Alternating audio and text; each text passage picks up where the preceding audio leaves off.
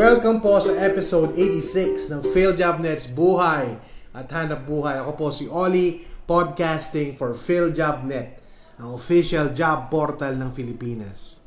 Una, pag-uusapan natin yung mga paraan para palakasin ng personalidad mo sa trabaho. Makakatulong tong mga tips na to, lalo na dun sa medyo mahiyain.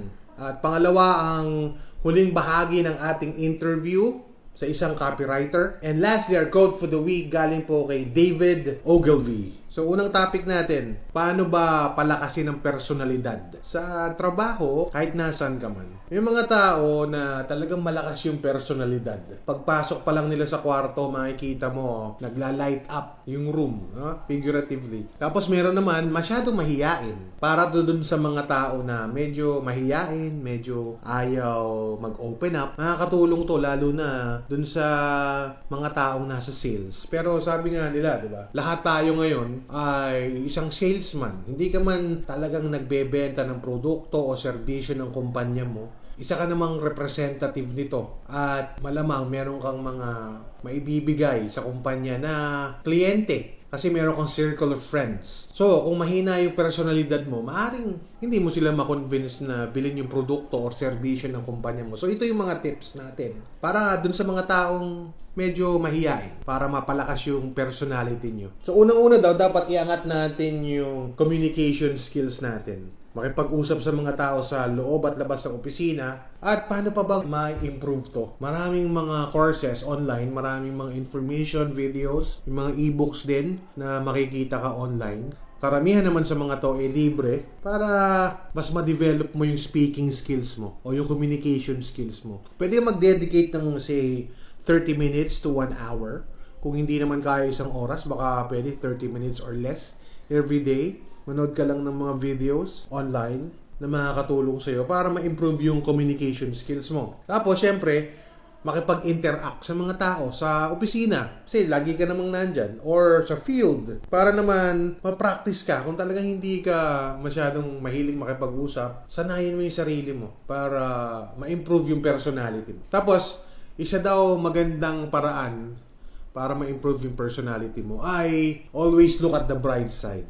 Kasi meron sa atin, di ba, negative thinkers, pero meron din namang mga positive thinkers. So, mas mabuti daw na isipin mo yung ikabubuti o tignan mo yung mga mabuting nangyari o mangyayari sa isang sitwasyon. O kung sa tingin mo negative yung sitwasyon na yun, tignan mo kung ano yung mga positive sides naman yun sa bagay na yun o sa sitwasyon na yun. Kasi lahat naman daw yan ay merong negative and merong positive. Kailangan mo lang hanapin kung ano yung maganda sa isang bagay o sa isang tao para ma-appreciate mo ito. Tapos, isa pa, incorporate fun in your lifestyle. So, gawin mong kasiya-siya ang pagtatrabaho, gawin mong masayang aktibidad ang mga ginagawa mo sa loob at labas ng opisina o ng trabaho para mas mag-enjoy ka sa ginagawa mong trabaho.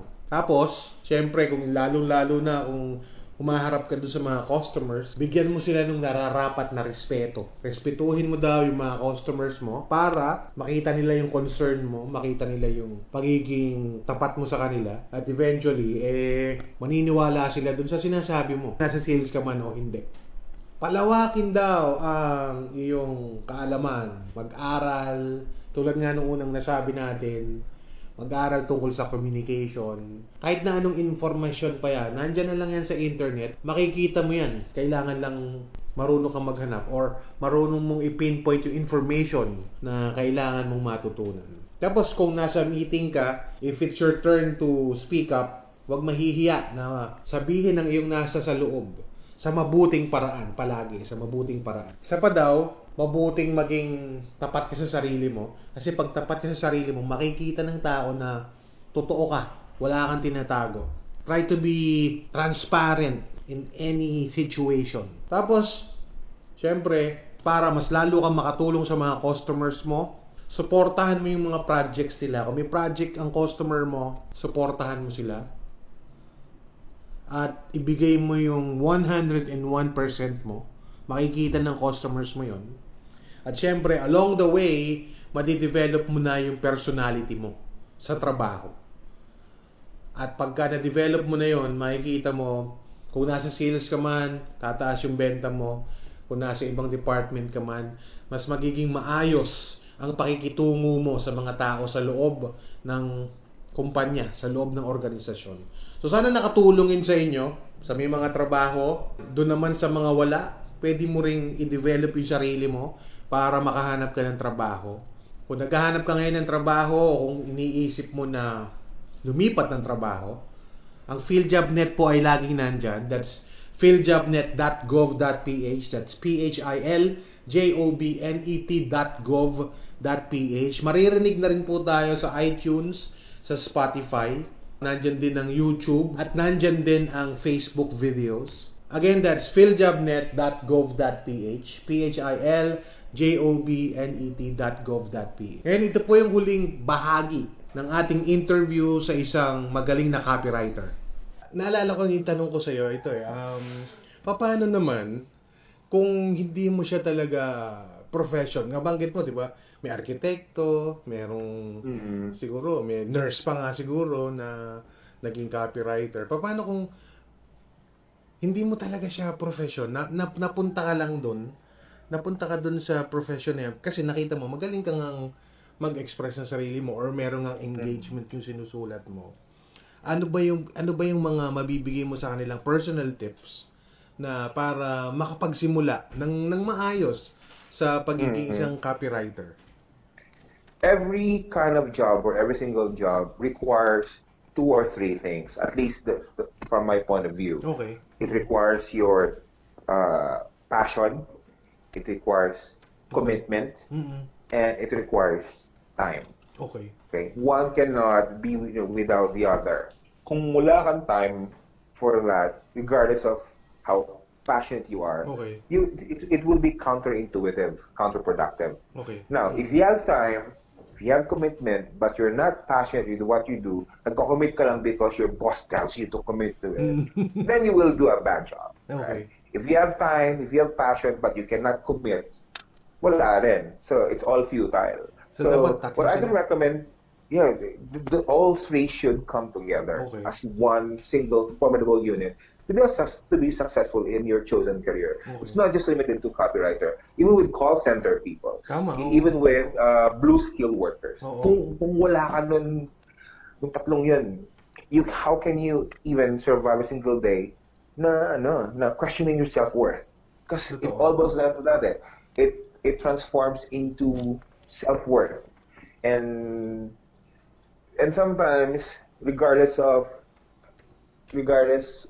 whether you are well compensated enough for this or not, but if your work is being translated into something that is beneficial not just for the business but for the entire idea of it, then you're doing a good job. So what I can advise young aspiring writers is do not focus so much on not having a background or degree in creative writing or writing period. As long as you have what it takes to be a writer, to make sure you have passion.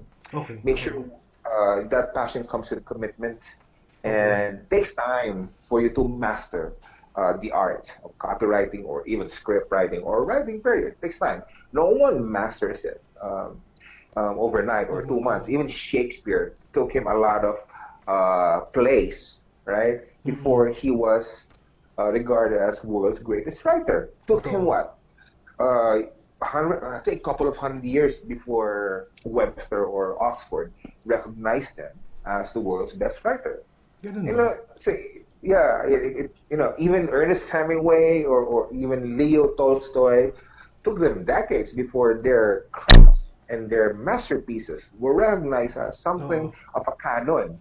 But that is something that you don't aspire immediately to be a canonized writer. Even I've been writing for over 10 years, but none of my work has been canonized. But it's as long as it's fulfilling, and your clientele and your management are happy with your production, with what you deliver, then you can stop right there and stop asking yourself if you did well. What the next question should be, what can I do better? Or what can I do more?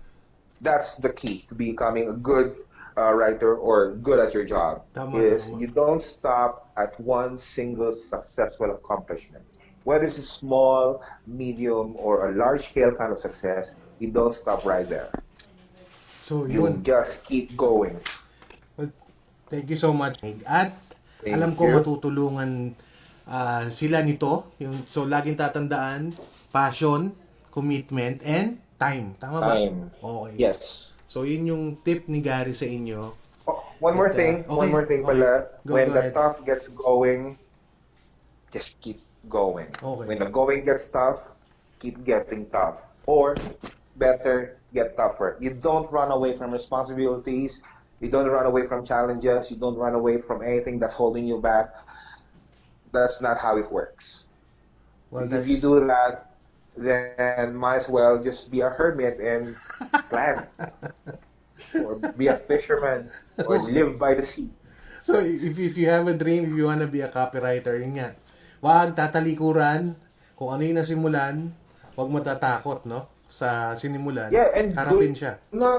don't be afraid to fail. You will fail. Tama, Eventually you'll fail not just once, but you will keep on failing. But sabi nga ng mga tao, charge to experience. Tama, But don't just say that to yourself, charge to experience.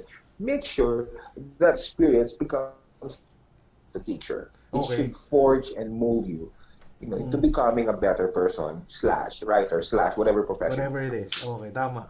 Napakaganda nun, Gary. Gary, again, maraming salamat sa iyo sa pagbibigay ng oras dito sa amin sa Buhay at Hanapbuhay. And lastly, our quote for the week galing po kay David Ogilvy. David Mackenzie Ogilvy was an advertising tycoon, founder of Ogilvy and Mather, and known as the father of advertising. Trained at the Gallup Research Organization, he attributed the success of his campaigns to meticulous research into consumer habits. Ito po ang sabi niya, in the modern world of business, it is useless to be creative, original thinker, unless you can also sell what you create. Sa makabagong mundo ng negosyo, walang saysayang maging malikhain at kakaiba kung hindi mo kayang ilako ang iyong mga nilikha. At dyan po nagtatapos ang episode 86 ng PhilJobNet's Buhay at Hanapbuhay. Maraming salamat po sa pakikinig. Ako po si Oli. Hanggang sa susunod po ulit.